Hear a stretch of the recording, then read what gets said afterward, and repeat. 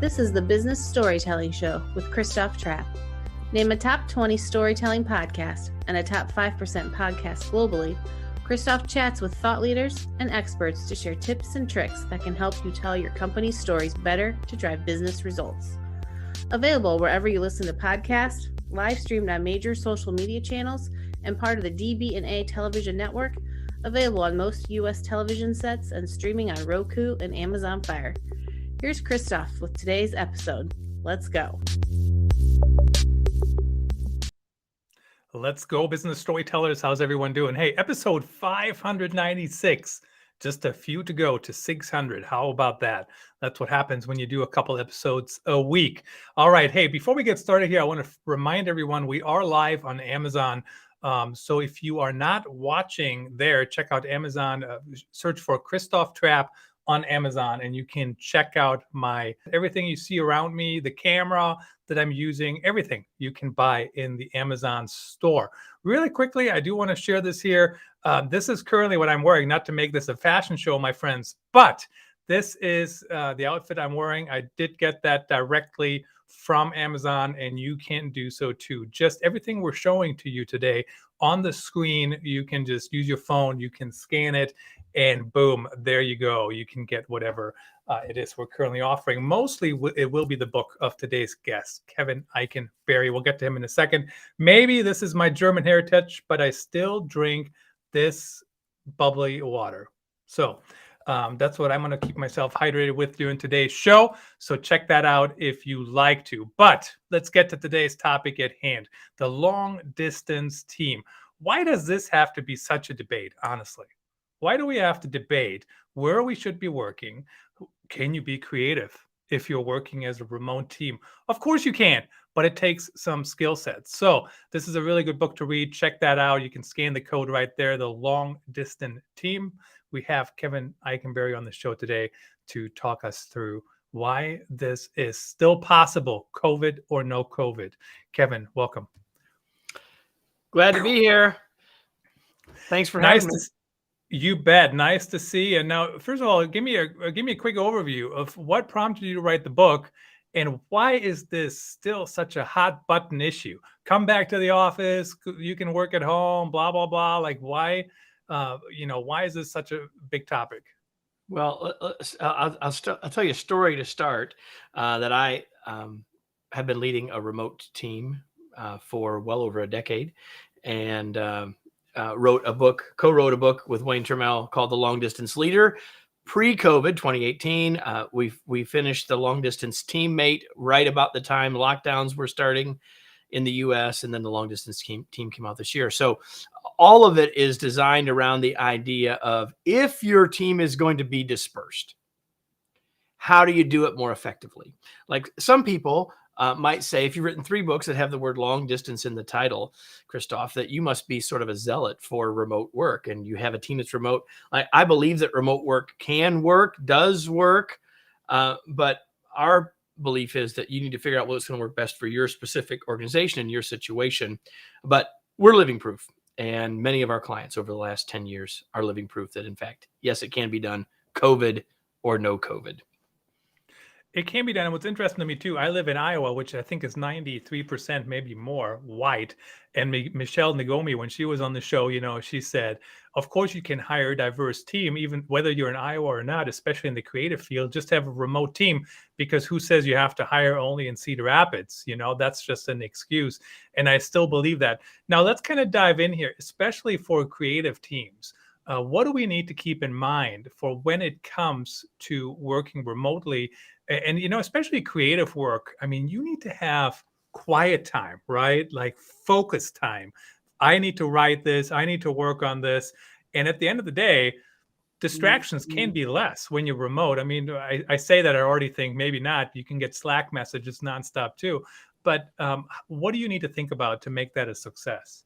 Well, let's go back and say remote working was different pre-pandemic than it was during, or maybe even after. Like pre-pandemic, if you ever had the chance to work from home on a given day, you knew that was a day that you were going to get more done. There was no one else around, and at least not knowing, and you weren't getting Slack messages, Teams messages. You weren't getting interrupted for 12 meetings, etc. Then many of us home, and the world changed a little bit, right? So we did have to have meetings, and that mix a bit.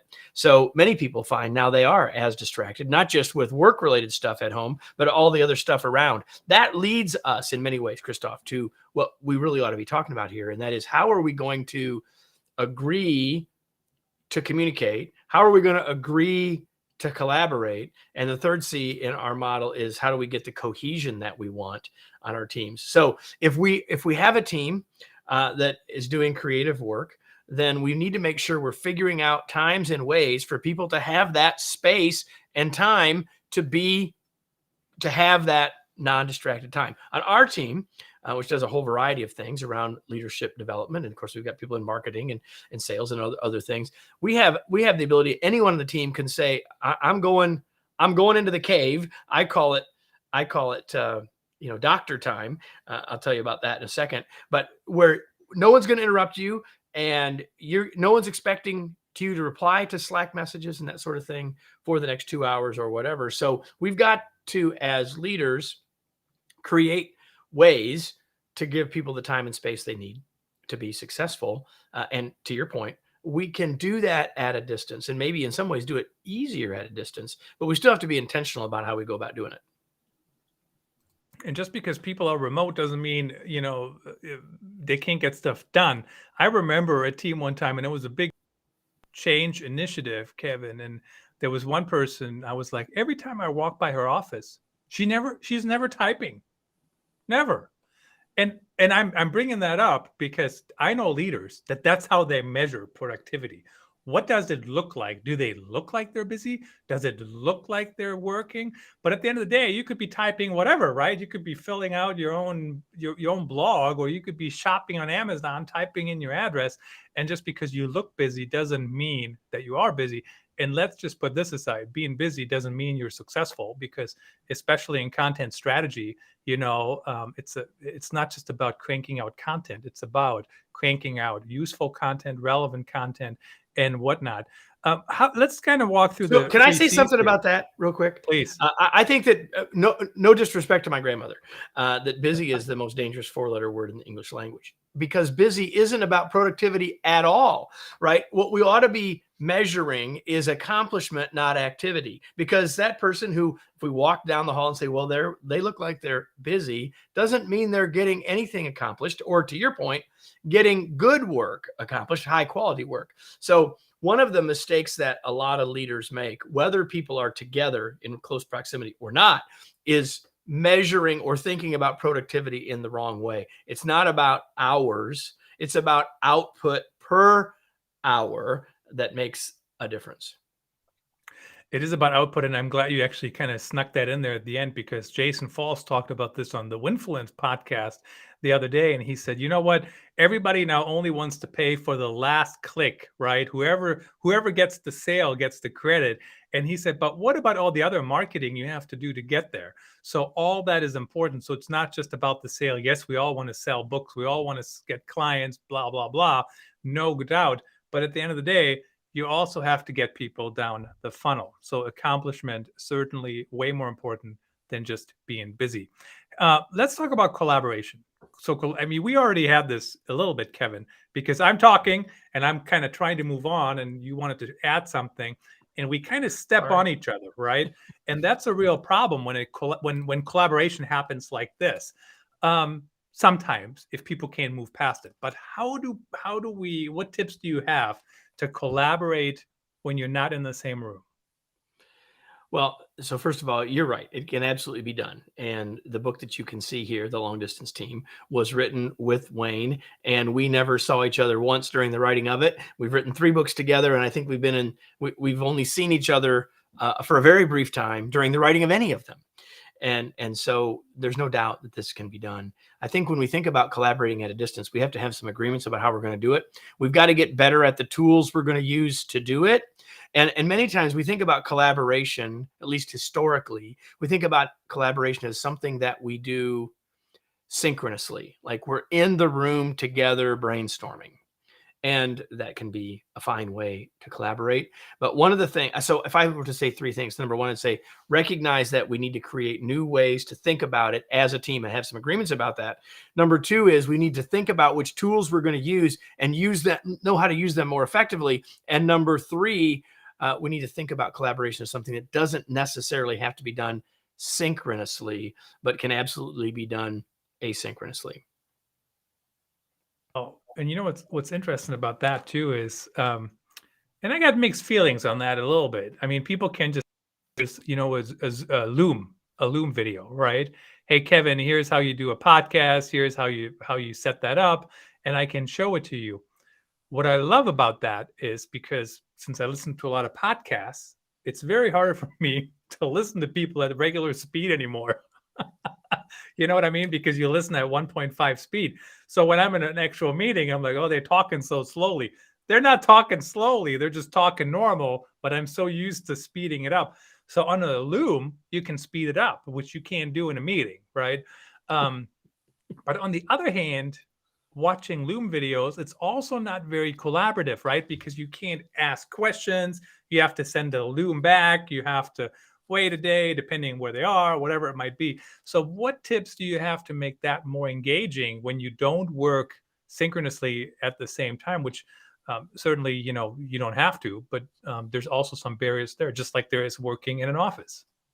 Well, I think it comes down to what the specific work is. Like if we're using a Loom or any sort of video as sort of an explainer video for someone, then maybe that's helpful. But what we might want to do is tie that together with some synchronous time or the ability to be semi-synchronous on Slack where, hey, I just watched the video. I've got some questions and I can send them to you in close to real time. So I think that we have to think about what the task we're collaborating on is, and think about how we want to unfurl that or unpack that across the team, right? So if we're thinking about brainstorming, we typically think about that being synchronous, but yet what we can do is we can send the question out ahead of time or the task out ahead of time, and everyone can be thinking about it ahead. They can even be sending in their answers and not waiting for it to be in real time. And we can certainly extend it beyond when the real time might be. But back to your specific example of a Loom, I think that there's two pieces to that. One is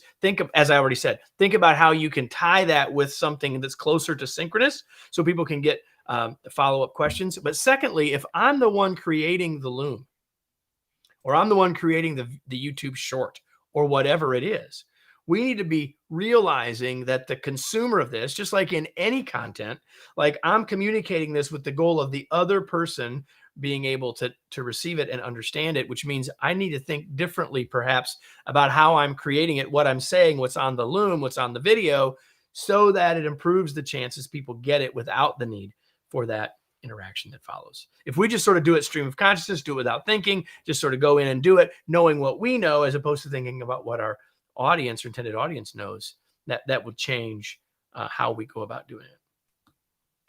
The other thing is, just like you and I on this podcast, right? We make it a little bit more fun. We know, yes, you and I are having a conversation, but we know that we have to be the entertainment for our audience, right? So we're a little bit more fun than we might be if we're just having a drink, for example. I mean, maybe, who knows? But you know what I mean? Depends on what you're drinking, I suppose. I'm saying, if you're recording as a Loom, don't, make it a little bit more fun too, and get to the point, and don't just go, oh, let me pull this up. Like, as you said, think about it. The other thing I want to mention quickly before let's move on to the next C here in a second. But Adam Morgan mentioned this on the show, I don't know, maybe years ago now. He said, you know what leaders should never do? Go to a conference room or whatever, to a Zoom meeting, and say, let's brainstorm this topic. He said, that is not how brainstorming works. Even if you're quick on your feet, people want to think about it. People want to, people just want to have it bubble up, right? So don't think people can do that. So what you just mentioned is another reiteration that is important. Yeah, for sure. And again, some people are, based on their communication style and approach, are a little more able to think out loud, right, than others. But all of us need time to process, and all of us need time, especially if it's a super important area that we are brainstorming, to bring our best thinking to it and not just our immediate thinking to it. And I like to think I'm quick on my feet, but I also am good just kind of letting it bubble and think about it for a little while. The next C was communication, correct? Yeah, one of the 3 C's is communication for sure. And, I've worked with organizations for 30 years, or more than 30 years. And I've worked with some highly successful organizations. And one thing that's common wherever I've been, wherever the client is located, whether their people are together or dispersed, is that people will say, man, we communication needs to be better here. We could do a better job of communicating around here. So the first point is communication is hard, right? And when we're doing it at distance, or when perhaps we're doing it in a hybrid setting, it is perhaps even harder, right? And so it's incredibly important that we think through, again, some of the things we talked about before, the tools we're going to use, why and when we're going to use them, what is the communication cadence that we're going to have. Like if I'm on the team and I know that my boss is going to reach out to me twice a week to have a one-on-one, and I know that that's the cadence, then I know that I can save some things up I need to talk to them about until then, or whatever. So I want to say one other thing about communication as it relates to doing it at a distance, and that is that we're always balancing something called richness and scope. So the richest possible communication that we can have is face-to-face, one-on-one in real time, like across the table from each other, walking down the street with each other. And anything we're doing at a distance is less rich than that, right? Christoph, you and I are doing it on camera, so that's sort of maybe the next best thing in that case. But here's the reality. The richer the communication, the better in many ways. But the reality is we're always balancing that with scope, because if we're having a one-on-one conversation, there's no scope. Like it's just us. It's 2 people. And so we have a lot of richness, not as much scope. If we want to add scope, we're automatically reducing richness. You can't have both. It's a trade-off. So think about the drastic trade-off of high scope, low richness being a blanket email to 50 people versus a high richness, low scope, individual one-on-one conversation, or virtually a one-on-one on camera conversation. So every other tool is a trade-off between those two. And so when we stop to think about what are we trying to accomplish with this communication, and then we can start to think about balancing richness and scope as a way to improve the odds that the communication goes better. Yeah, it's very interesting how you balance it. And the other thing is, when you said that one of the best things is face to face, and I don't do locally. Honestly, I don't do any work locally for sure, but I was talking to government officials, school board members, those kind of people recently, or not recently, but a few months ago. And one of them said, "Oh, where do you want to meet for coffee?" And I'm thinking, "Oh, that's interesting. Do we have to meet for coffee, or can we just talk on the phone?" So it's just like, like I'm so used to just either you on the phone or you're doing this, because most everybody, I'm not going to hop on a plane to record a podcast episode in New York City. Absolutely. Right. So, absolutely. But I will say this, that if you are in a situation where you can have, like if you're leading a hybrid team where some of the time you're together, then there are certain kinds of conversations that, everything else being equal, I would rather have us be face to face, right? I can do a lot of coaching with you on a camera, but if I had the choice, everything else being equal, it's not always equal, but everything else being equal, it'd be even better if we're face to face, like in the same room. Like on the camera is awesome.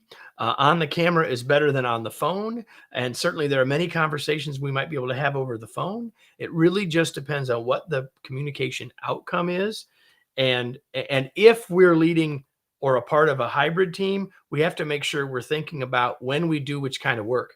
Which, Christoph, takes us back to the very first thing we said. Like if we're working remotely, maybe we can be less distracted. If you're on a situation where you're in the office some days and not in other days, you ought to be doing different kinds of work on those days, right? The days that you need to have more dedicated time with less distractions, those shouldn't be the days you're in the office.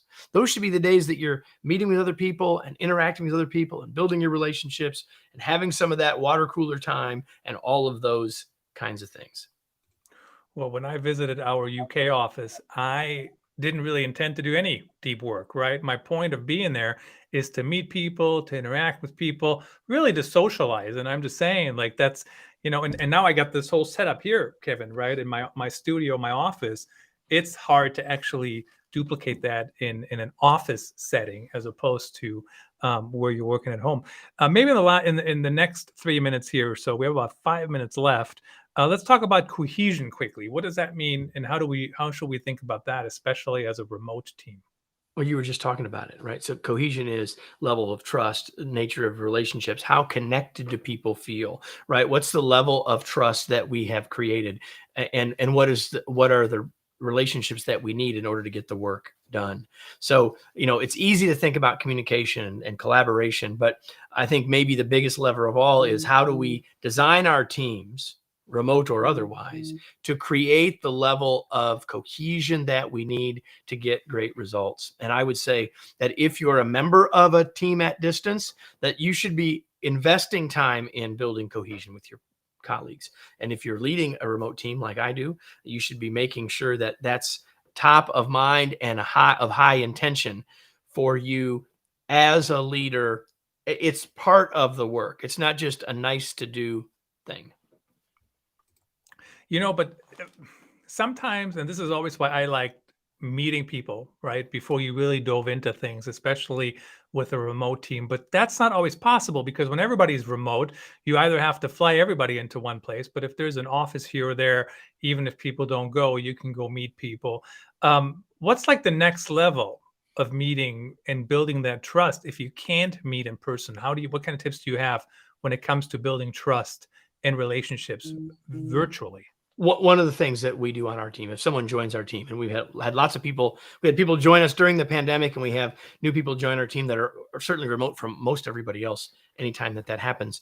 And Christoph, one of the things that we do is I sort of mandate that everyone will have that new person will have a 20 to 30 minute conversation, preferably on the web. In the old days, using our cameras. In the old days, it would be on the phone, where we're not talking about work or weather, that we're really trying to have an interaction, that we're really trying to get to know each other. So what I'm doing is I'm providing space for people to get to know each other and start to build a relationship, find connections, get the starting point for cohesion, if you will. But I'm also sending a message to everyone that that's important on our team. And that's as important as the fact that we're doing it, is letting everybody know how important that is to us and our culture. When I was at MedTouch, one thing they did is every new employee got a mentor that was not in their own department. And I thought that was very helpful because you kind of got the lay of the land. And the other thing is you also got to talk to people who are actually not on your team, right? Because sometimes that's hard to do when you're remote. Because, what do you have any tips for, so when I worked in an office, you run into people all the time. And actually one of my strategy was on my way out the door, I left, let's say a little bit early, I would stop by many people's desks. I'm leaving, but it's actually going to take me 45 minutes to leave. And that was part of the strategy. So how do you run into people when you're remote? Well, it's harder. That's, I would say, one of the single biggest differences, right? So one of the things that I would do is make sure that you're creating chances to build interaction. In other words, make sure that you put some time at the start of your meetings to do that. Make sure that we have something. You were talking about Slack, and that happens to be the tool that we use as well. We have a channel called the water cooler, and people can put stuff in the water cooler channel that they would talk about in the hallways, right? And so we need to do that. And I think the third thing, that as a team, we can set it as a part of our expectations, part of our culture, that it's okay to reach out to someone, say, hey, I haven't talked to you in a while. Let's have a conversation. Kind of the virtual version of the winding my way through the hallways to get out the door. I actually have tried to do that, and it sounds easier than it actually is to find time, especially with all these different time zones and whatnot. Of course, you can get Kevin's book on Amazon. You can scan the link there. Link is also in the show notes. If you are listening on a traditional podcast channel, believe it or not, that is still a thing. Spotify does have video podcasts now. So if you are wanting to see the video version of this podcast and you're listening on Apple, head on over to Spotify to listen there. Kevin, in the last 40 seconds here, thank you so much for coming on. Really appreciate you making the time. Tell us, who should reach out to you? Do you take clients? Who's your perfect client? Thank you for making the time. Well, our perfect client is any team or leader or organization that's trying to get better results, move closer to their organizational outcomes. That's our hope. You can learn more about us at kevineikenberry.com. You can find me on LinkedIn and any other social channel. I hope that you'll do that. And you can follow our podcast as well, the Remarkable Leadership Podcast. Christoph, such a pleasure to have been with you today.